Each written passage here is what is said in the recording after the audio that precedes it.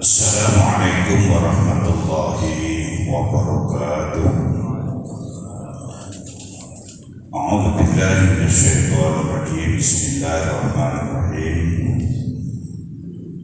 Alhamdulillah alladzi an'ama 'alaina bi ni'matil iman wal islam.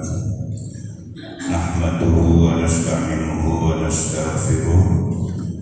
Wa na'udzu billahi min shururi anfusina wa min sayyiati a'malina.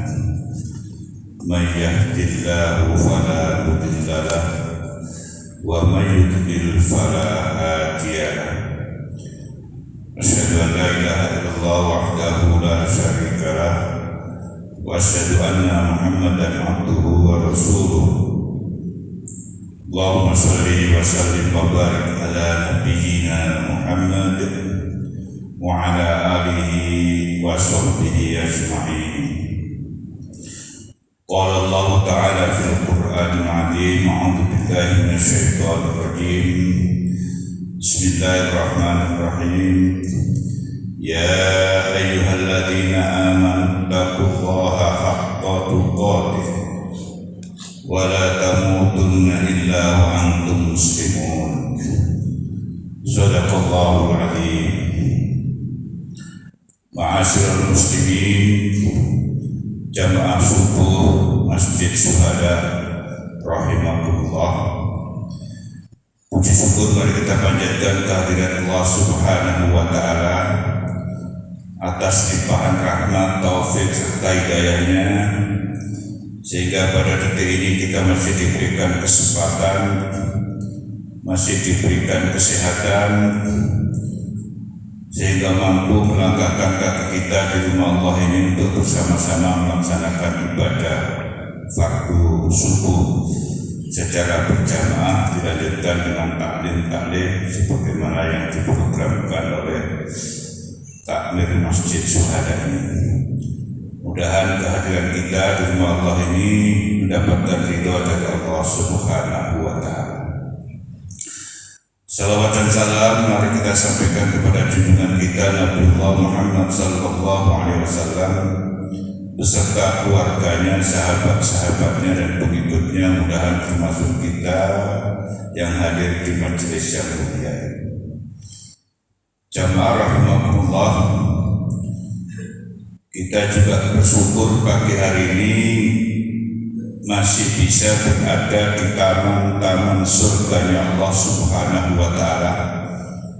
Karena Nabi kita menginformasikan taman surga itu ada dua.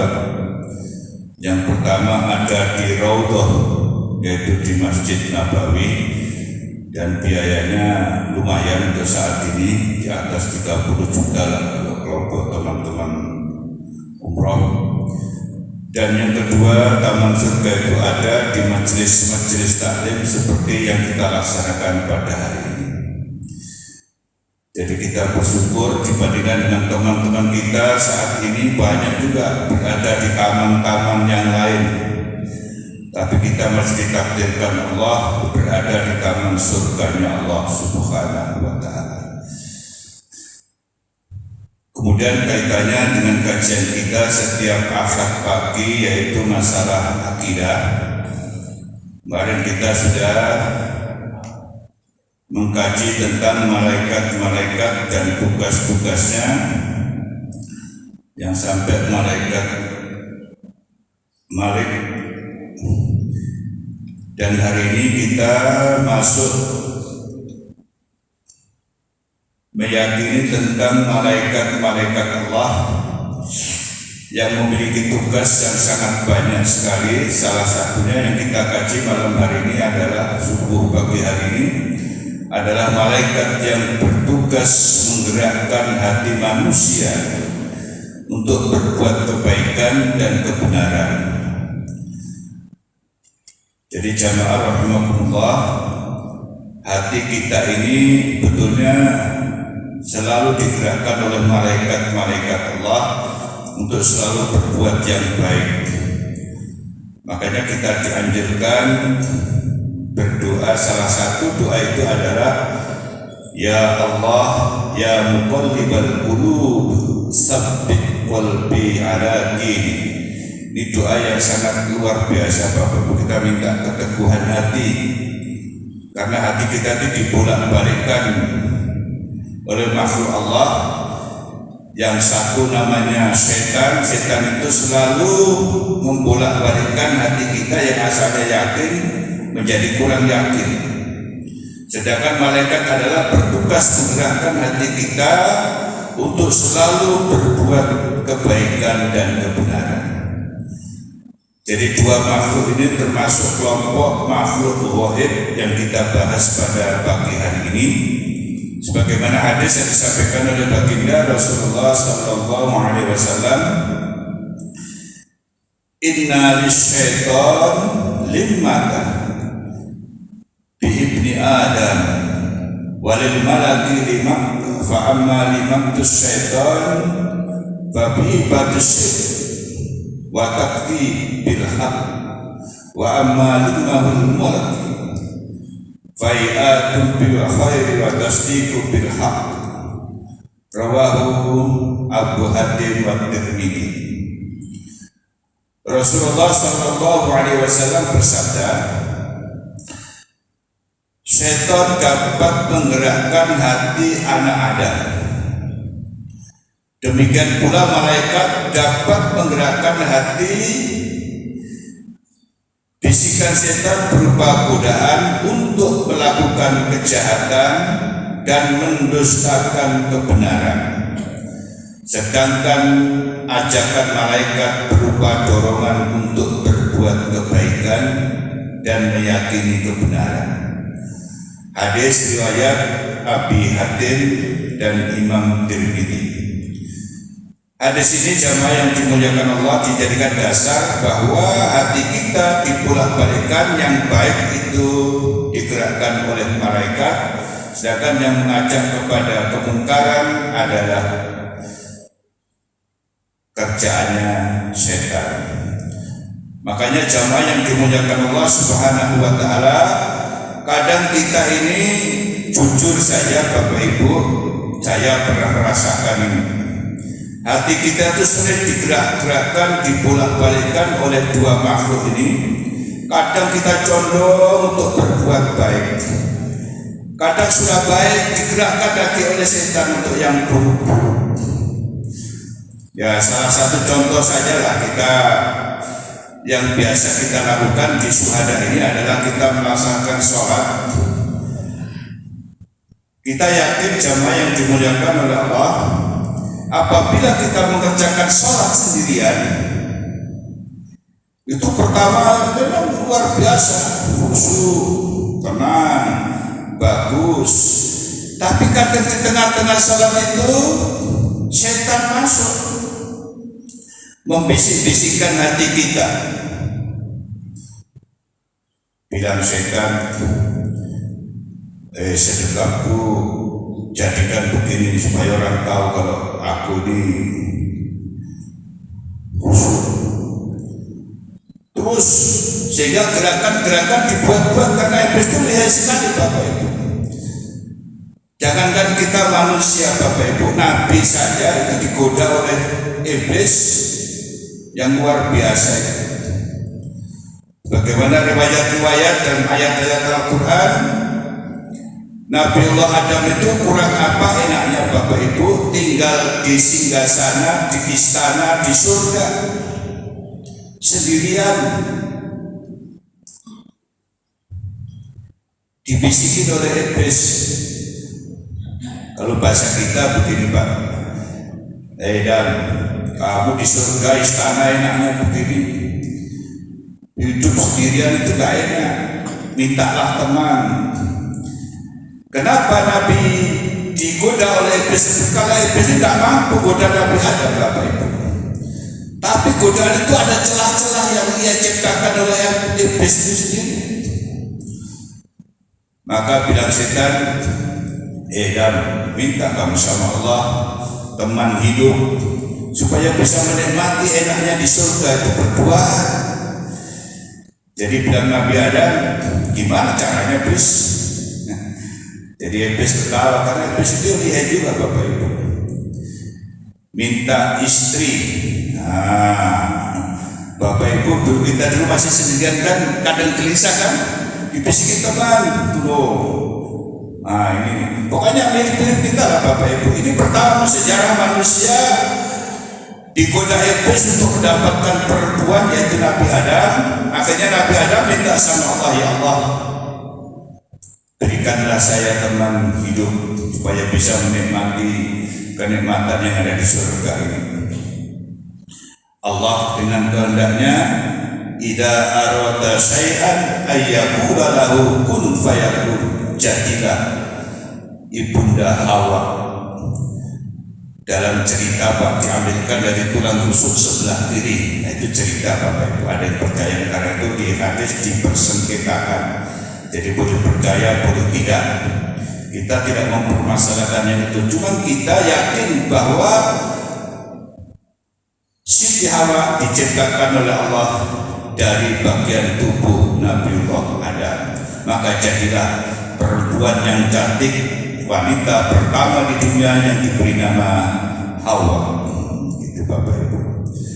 Setelah si Hawa jadi istrinya, mulailah iblis menggoda Adam lewat istri tercintanya. Cerita singkat, iblis nanya sama Siti Hawa. Ya, kira-kira bahasa kita kan, ya, Hawa, apa betul Adam itu mencintaimu? Oh ya, sayang betul dia. Wah, pokoknya mencintai sepenuh hati lah. Ya, coba buktikan. Itu di pinggir surga sana itu ada namanya pohon kulti. Kan di ayat Al-Quran kan, hari sajarah kata Allah fatakuna. Allah hanya bilang begini, hai Adam, ya Adam uskun anta wa zaujukal jannah, hai Adam beserta istrimu nikmatilah di surga ini. Allah hanya minta wala taqraba hadhihi sajarah fatakuna minal jannah. Saya minta satu aja kepadamu, hai Adam, jangan kau dekati satu pohon itu. Dalam riwayat pohon itu namanya pohon kulti. Satu aja syaratnya. Itulah yang Nabi Adam digoda oleh perempuan tadi, maka diberi teman namanya Siti Hawa dengan ujian cinta. Ini Pak, makanya cinta itu risikonya juga banyak. Hati-hati bercinta itu, gitu kan? Jadi Adam betul-betul Pak digoda lewat Hawa. Coba Hawa, buktikan kalau Adam itu cinta kepadamu. Di sana tuh ada pohon, enak sekali buahnya itu. Jadi Adam menggoda suaminya. Nanti jangan ditanyakan Pak, ya gimana nikahnya Adam dan Hawa. Kalau ada yang nanyakan itu, ketinggalan informasi sudah itu. Belum ada manusia, baru dua saja ini. Akhirnya dengan bujuk rayu perempuan yang khas, wahai suamiku tercinta, kalau kau betul mencintaiku, tolong kamu buktikan. Saya ketemu betul buah pohon yang di pojok sana itu. Jadi bilang Nabi Adam, wahai sayangku, itu satu-satunya yang tidak boleh didekati, kata Allah. Kalau kita mendekati itu, celaka kita itu. Bilang Hawa, karena Hawa ini ditempel oleh setan terus. Bilang Hawa, kan Allah tidak lihat. Nah ini mulai Bapak Ibu, kalau kita berbuat sesuatu punya keyakinan Allah tidak melihat, inilah ilmunya Siti Hawa yang pertama ditempeli oleh iblis. Akhirnya dengan singkat cerita, berkali-kali, berhari-hari dalam riwayat, akhirnya Nabi Adam ini demi cintanya kepada Siti Hawa, maka diajaklah mendekat ke pohon khuldi tersebut. Akhirnya dekat, melihat pohon itu tak tahan lagi, lihat buahnya. Nah, bila orang sekarang terliur-liur lah, kira-kira begitu kan. Akhirnya dengan bahasa, wahai sayangku, tolong dong ambilkan buah itu, saya kepingin sekali merasakan bagaimana itu. Demi cinta Bapak Ibu, Nabi Adam juga terbuai dengan istrinya, Itulah ciptaan iblis, jebakan iblis tadi. Akhirnya diambillah buah itu Bapak Ibu, dimakan berdua. Nabi Adam baru sampai tenggorokan sini Bapak Ibu, Siti Hawa sudah turun sampai di dada itu, langsung ditegur oleh Allah Subhanahu wa Ta'ala. Wahai Adam, kau telah mengingkari janjimu dan kau telah melanggar perintahku, maka detik ini juga tinggalkan surga ini. Akhirnya seluruh bagian atribut surga dilepas oleh Allah yang ada di tubuhnya Nabi Adam dan Hawa. Akhirnya dilemparlah Nabi Adam dan Siti Hawa di dua benua yang berbeda Bapak Ibu, dalam riwayat sampai 300 tahun. Nah, ini kisah singkat Bapak Ibu.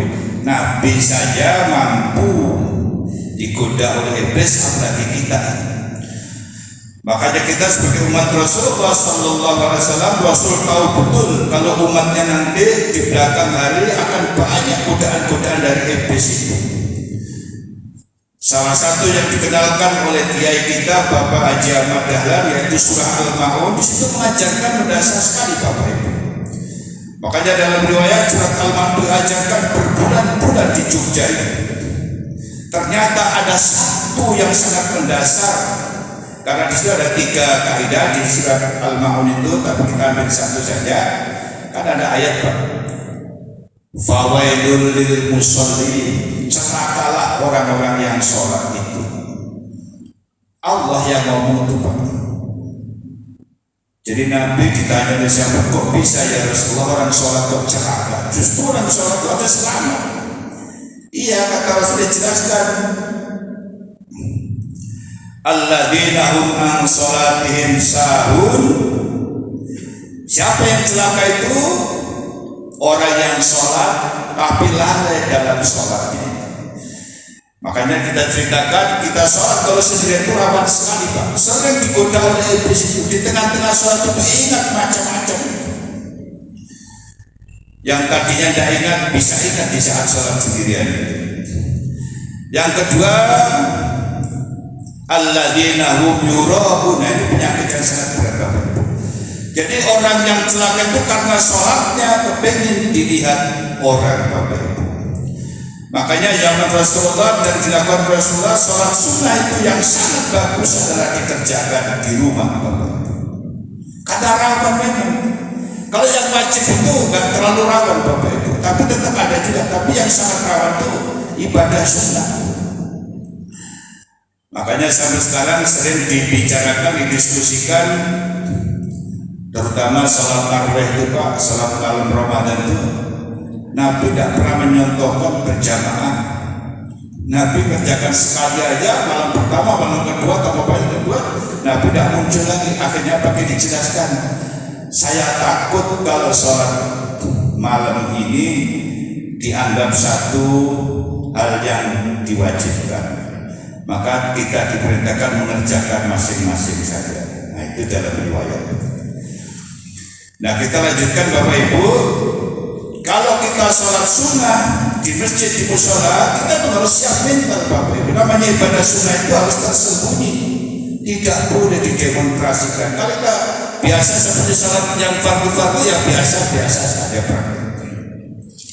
Jangan sampai melebihi, takutnya kita digoda oleh iblis. Jadi jangan sampai diurahun itu kita berbuat sholat, berbuat yang lain-lain yang sifatnya sunnah, karena ingin dapat pujian orang lain, karena ingin dapat dilihat orang lain, maka itulah yang sangat membahayakan di dalam kehidupan. Nah, kemudian yang kedua kita lihat Bapak Ibu, di dalam kalau kita sudah sholat sunnah selesai, kita biasa melaksanakan sholat berjamaah. Karena Nabi kan mengatakan kalau jamaah itu lebih utama 27 derajat dari sholat yang biasa. Nah, di sini sholat jamaah ini Bapak Ibu, kita mengingatkan pada diri saya dan seluruh jamaah. Kan Rasulullah SAW mengatakan begini, qala Rasulullah SAW, innama ju'ilal imamu liyu'tammu. Kata Rasulullah, sesungguhnya imam itu diangkat untuk diikuti. Nah itu satu, kita yakin semuanya sepakat itu diikuti. Maka kata Nabi, idza kabbara fakabbir. Jadi Nabi itu bilang kalau imamnya itu takbir, maka kamu semua makmum bertakbirlah. Jadi prakteknya gimana? Mohon maaf, kita tidak bermaksud mengkritik jamaah, tapi ini bagi yang sering kelajuan ini Bapak Ibu, hati-hati karena gara-gara sholat berjamaah itu bisa menjadikan leher kita dipanjangkan Allah nanti di padang mahsyar karena kita mendahului imam. Apa bentuk mendahului imam? Imam itu kan takbir biasa kan Allahu Akbar. Hendaknya kita jadi makmum, kita juga takbir setelah imam itu Allahu Akbar, tangannya sempurna. Baru kita jadi makmum Allahu Akbar. Jadi kan kadang imamnya baru Allah, makmum sudah Allah juga. Tunggu sampai baru Bapak Ibu. Itu ada hadisnya jelas. Idza kabbara fakabbiru wa idza raka'a farka'u. Jadi kalau imamnya ruku, nunggu imamnya sempurna, paling enggak apa-apanya selesai. Mohon maaf kita contohkan. Kalau imamnya Allah misalnya habis takbir kan Allahu Akbar ruku begini, nunggu imamnya sempurna begini, baru kita makmum, ya baru kita sempurna rukunya. Kan kadang kita tuh ancang-ancang sudah banyak itu di YouTube, tapi kita untuk meluruskan aja, kita kan jamaah jadi benar. Imamnya baca misalnya surat Al-Ikhlas kan, walam yakul lahu kufuwan ahad. Imamnya tuh belum ruku, makmumnya sudah duluan, tahu dia kalau mau ruku. Itu namanya imam yang mendahului, makmum yang mendahului imam. Itu dilarang oleh Nabi Bapak. Nunggu sampai sempurna. Jadi kalau imamnya baca ahad Allahu Akbar, kalau imam sudah baru kita jadi makmum turun Bapak. Jadi kadang kita duluin imam. Apalagi kalau imamnya mohon maaf yang gaya di masjid bukan di syuhada. Itu kalau habis dari bangun di titari Pak, mau sujud apa tuh? Kadang makmumnya sudah duluan, barunya duduk dia. Nah, ini Bapak termasuk paketnya juga. Makanya kita diajarkan hendaknya kalau kita jadi imam itu bacaan itu sama Pak, tidak beda. Kita duduk waktu mau sujud, bangkit dari sujud ke begini, bacaan juga sama. Allahu Akbar. Ini kan kadang beda. Takutnya nanti makmumnya itu mendahului Bapak Ibu. Dan itu Nabi sudah menginformasikan banyak nanti manusia yang lehernya dipanjangkan Allah di padang mahsyar karena biasa mendahului imam. Membersamai saja tidak boleh Pak. Makanya Nabi kan bilang kan, innama ju'ilal imamu imam itu diangkat untuk diikuti. Dialah komandan itu. Makanya mohon maaf kalau jadi imam yang tegas, Allahu Akbar, baik kedengaran makmum. Kalau kita capek karena faktor usia, karena faktor capek, sebaiknya jangan jadi roh. Allah, kadang barnya tidak kedengaran Pak, karena ini berkaitan dengan bagaimana kehebatan iblis menggoda kita itu. Makanya kita nggak ada salahnya Bapak Ibu saling mengingatkan di antara kita ini. Kalau ada kita menjadi imam, nggak kedengaran dengan makmum, jamaahnya banyak, ini kasihan juga. Kalau masjid besar begini, imamnya suaranya kecil, di belakang sana nggak dengar, kira-kira saja para orang berdiri juga. Makanya salah satu teknologi yang kita manfaatkan untuk membantu imam ya menggunakan mikrofon ini ya, yang jelas juga mikrofonnya. Kan zaman dulu udah ada mikrofon, banyak masalah, terus sekarang sudah ada, enak saja. Jadi ini penting jamaah yang dimuliakan Allah, terutama di saat takbiratul ihram itu loh. Allahu Akbar. nunggu imamnya sedekap sempurna, baru kita Allahu Akbar. Jangan juga terlalu lambat, Pak. Imamnya sudah baca Fatihah dapat 2 ayat baru apalagi komat kabetus. Wah, kalau ada yang membaca usul baca saja sebelum takbir, tidak apa-apa. Karena sholat itu dimulai dari takbiratul ihram, bukan baca nawaitunya itu, usolnya. Jadi misalnya saya baca usolli fardhu subhi rakaatain, tidak apa-apa. Tapi niatnya tetap bisa takbir. Allah, itu niatnya berbarengan dengan mengangkat kedua tangan sejajar dengan daun telinga Bapak Ibu. Kan kita itu juga kadang digoda iblis itu dengan yang ringan-ringan saja Bapak Ibu. Takbir itu kan hadisnya ada 3 Bapak Ibu. Di tarjih itu dijelaskan dengan gamblang. Pertama sejajar, yang kedua sejajar dengan pundak, yang ketiga sejajar dengan daun telinga. Dan yang sejajar dengan telinga ini didukung oleh 4 mazhab yang mendukung sama sejajar telinga itu ada 3: Imam Hambali, Imam Maliki, Imam Syafi'i. Yang tidak mendukung sampai sejajar telinga itu hanya Imam Hanafi saja Bapak Ibu. Makanya kelompok ulama tarjih di Muhammadiyah itu tetap mengikuti dukungan 3 mazhab tersebut, sehingga diputuskan tarjih itu sejajar dengan daun telinga. Itu semua Pak. Takbir pertama, mau ruku, bangkit dari ruku, bangkit dari duduk tasahud awal, tetap mengangkat sejajar dengan daun. Kalau bisa jangan dikurang-kurangi Pak, karena itu termasuk godaan iblis juga. Itu hebatnya iblis. Pertama kita sudah bangun, wow, begitu mau ruku, apa sih yang dikejar? Imamnya juga di situ, udah lari juga, dapatnya juga sama, selesainya juga sama. Ya sabar-sabar kan ikuti imam. Dan ini di mana-mana Pak disampaikan oleh teman-teman, karena ini sangat penting sekali. Jangan sampai gara-gara kita sholat berjamaah leher kita dipanjangkan Allah di padang mahsyar nanti seperti lehernya himar Bapak Ibu. Karena nanti kita panggil itu di padang mahsyar, siapa tuh leher di padang betul. Yang ingat, oh itu yang biasa dulu ini imam waktu sholat. Kan sederhana aja Pak. Pekerjaan yang tidak terlalu berat tapi berubah postur tubuh kita yang sudah begini tidak hanya panjang, kasihan juga kita. Nah, ini gunanya Bapak Ibu, kita mempelajari bahwa hati kita itu digerak-gerakkan oleh iblis, oleh setan, dan diluruskan oleh malaikat. Mari kita mengikuti apa-apa yang digerakkan oleh malaikat, sehingga gerakan-gerakan salat kita khususnya salat berjamaah kita bisa sesuai dengan apa yang dituntunkan oleh Rasulullah SAW. Termasuk juga Bapak Ibu, kita masih ingat di salat berjamaah ini posisi tangan ini Bapak Ibu, ini ada 3 macam. Di saat takbir kita buka, di saat kita rukuk pegang lutut, tangan kita ini megang lututnya begini posisinya.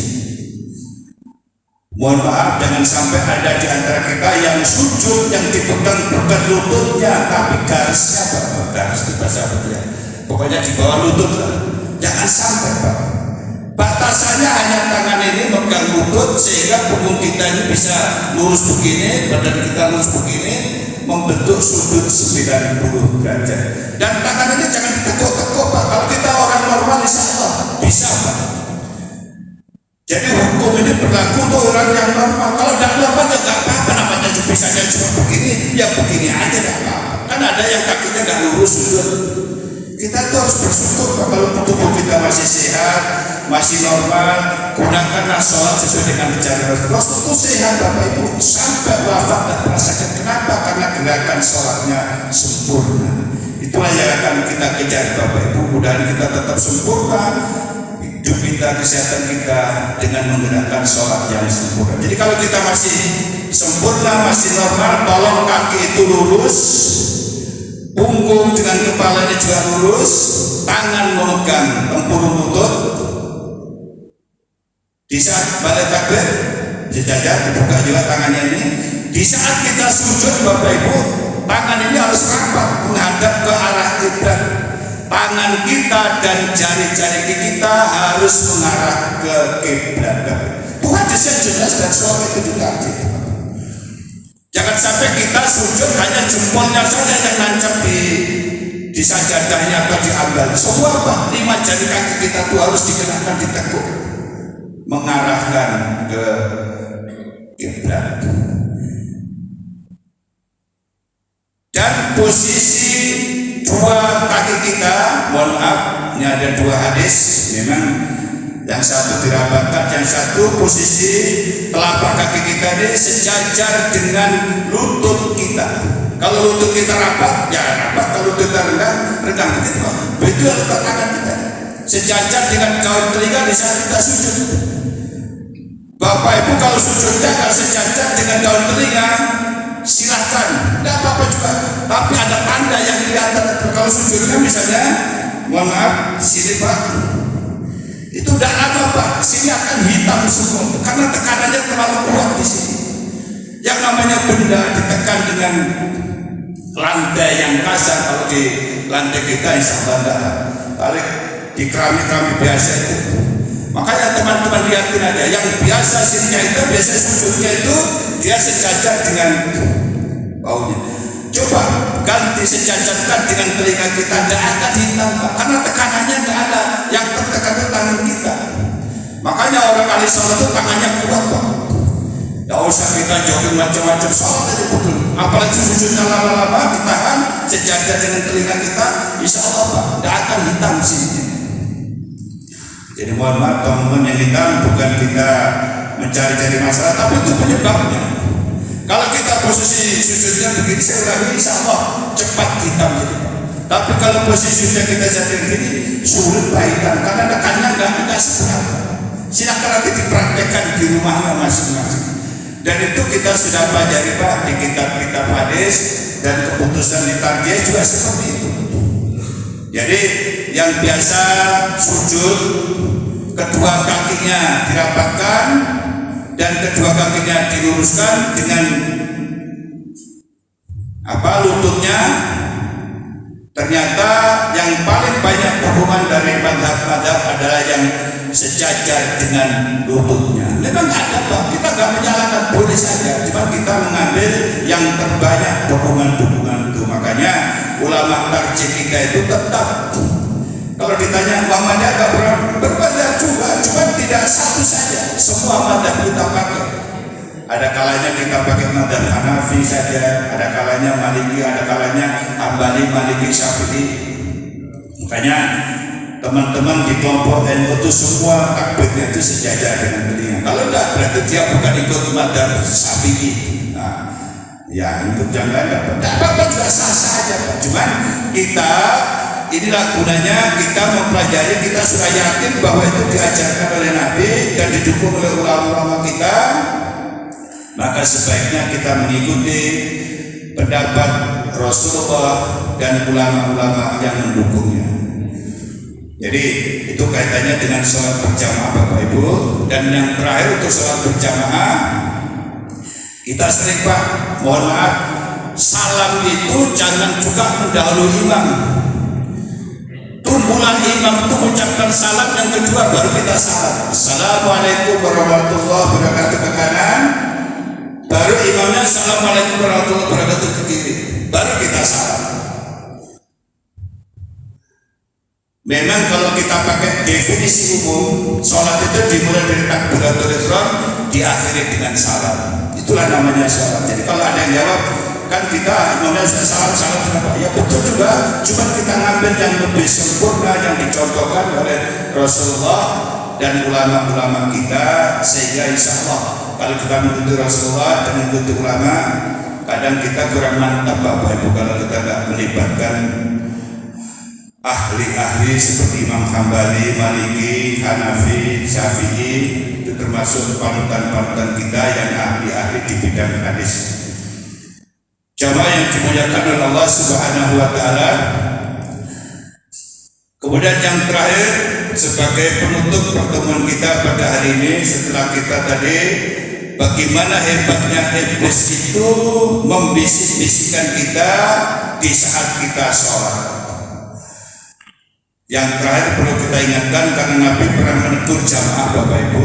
Jadi hadis ini asbabul wurudnya, Nabi jadi imam, makmumnya ribut. Jadi setelah Nabi baca surah Fatihah, baca surah yang lain, di jamaahnya kedengaran suaranya itu bergemuruh. Begitu selesai salam, Nabi bertanya, wahai sahabat, aku tadi mendengar sampean semua setelah aku baca Fatihah, aku juga baca apa itu? Tolong saya ingatkan, kata Nabi, jangan kau membaca apapun di belakang imam kecuali baca surah Fatihah. Maka itulah Nabi mengatakan, la sholata liman lam yuqra'u bi Fatihah. Tidak sah sholat seseorang yang tidak membaca Fatihah. Makanya di tarjih itu dikuatkan, Pak, sholat sendiri atau berjamaah tetap tidak diminta untuk membaca suratul Fatihah. Bahkan diperkuat lagi, Pak, baca surah Fatihah itu diawali dengan isti'adzah, a'udzubillahi minasyaitonir rajim, bismillahirrahmanirrahim. Kalau ada bahasa langsung alhamdulillah, kita berharap disirkan a'udzunya itu. Karena itu penting, Pak. Aku bermohon kepadamu ya Allah dari godaan setan yang terkutuk. Itu kita mengadopsi dari pendapat-pendapat ulama kita yang ada di tarjih. Mari kita patuhi Bapak Ibu, kita ikuti agar ibadah sholat kita betul-betul sesuai apa yang ditontonkan oleh Rasulullah.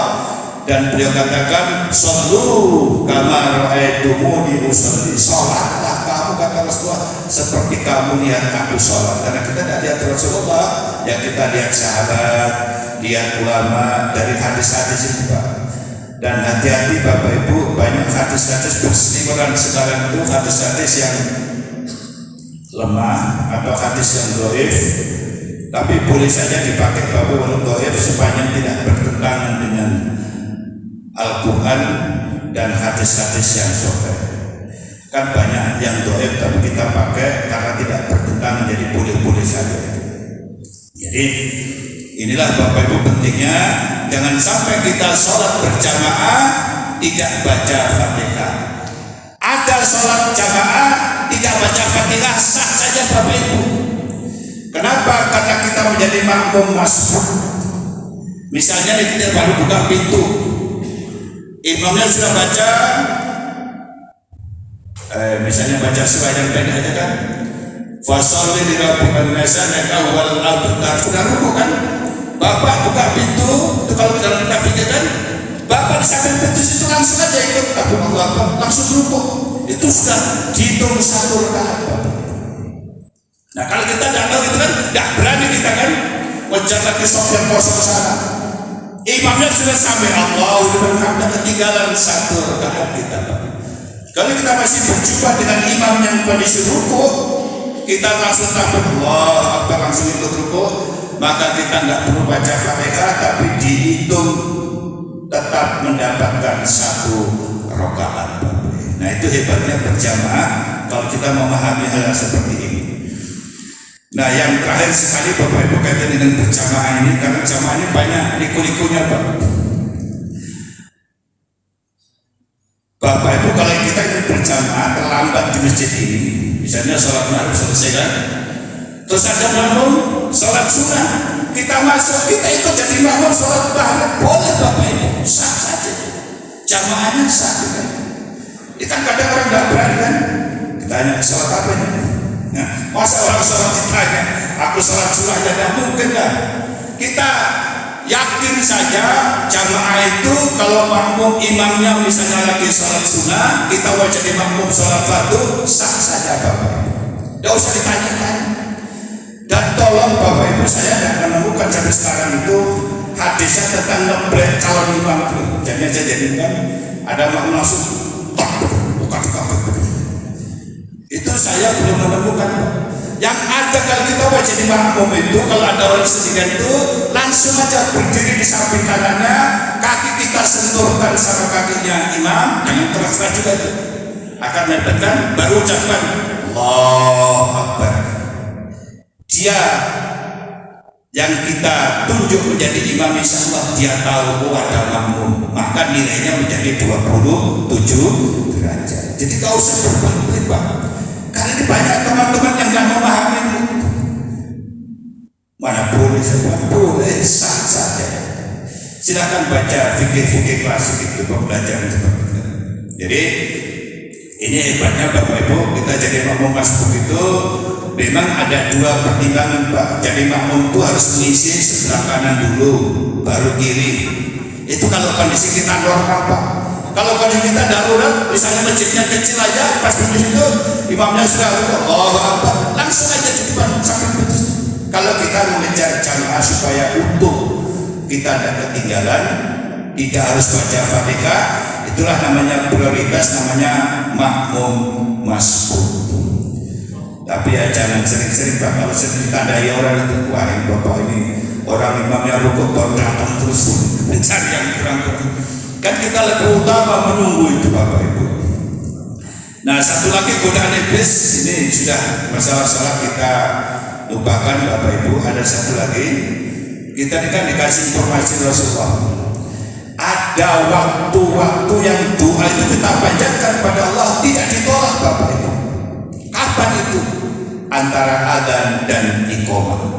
Makanya Bapak Ibu gunakan sebaik-baiknya waktu antara adzan dan iqamah itu, karena itu doa kita apa saja tidak ditolak oleh Allah Subhanahu wa Ta'ala. Dan doa itu Bapak Ibu bisa kita bacakan di saat sholat, bisa juga kita bacakan duduk, misalnya seperti waktu kita mau Jumatan atau waktu mau duhur atau waktu apa saja, antara adzan dan qomat waktunya masih panjang. Kan sekarang itu apa? Lihat qomat, oh jamnya masih ada 10 menit, masih bisa kita berdoa panjang-panjang. Berdoa 10 menit itu luar biasa. Kan berdoa itu kan tidak perlu berdele-dele Bapak Ibu. Kita sholat sunnah 2 rakaat, kebetulan itu misalnya kita sholat sunnah, kan sholat sunnah itu ada 2 Pak. Ada yang sholat sunnah yang sangat ditekankan, ada yang tidak ditekankan. Jadi kita sholat sunnah misalnya yang umum saja, pakai duduk, terus kita berdoa sampai qomat dikumandangkan, itulah doa yang sangat didengar oleh Allah Subhanahu wa Ta'ala dan mustajab. Cuman kadang godaannya juga ada Bapak Ibu. Teman di sebelah ini Pak, ngajak ngomong, gimana Pak kemarin itu? Kita lagi berdoa itu diajak ngomong. Ya ini yang hebatnya teman ini, apakah ini teman betulan atau teman-temanan ini? Kita lagi asik, kan mereka nggak bisa katakan Bapak duduk aja begini, kalau itu kan sudah hanya itu berdua saja. Cuman yang kenapa itu teman, kadang berulang kita saling, habis saling ngomong, gimana?